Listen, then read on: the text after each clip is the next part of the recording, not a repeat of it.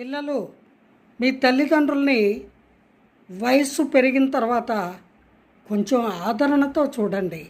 ఎందుకంటే వాళ్ళ కోసమో లేదా మీకోసమో మరెవరి కోసమో మొత్తానికి మిమ్మల్ని కని చాలా జాగ్రత్తగా పెంచి పెద్ద చేసి వాళ్ళ బాధ్యతలు వాళ్ళు నెరవేర్చుకున్నారు. కాబట్టి వాళ్ళ వయసు అయిపోయిన కాలంలో వాళ్ళని పసిబిడ్డల్లాగా మీరు చూసుకోవాలి.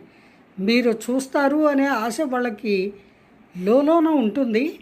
ఉన్నా లేకపోయినా అది మీ బాధ్యత అని ప్రతి పిల్లలు గుర్తుంచుకోవాలి.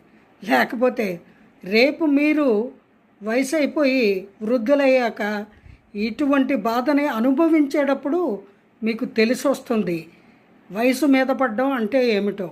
అందుకని మీ తల్లిదండ్రుల్ని చాలా ఆదరణతోటి ఆప్యాయంగా చూసుకోండి.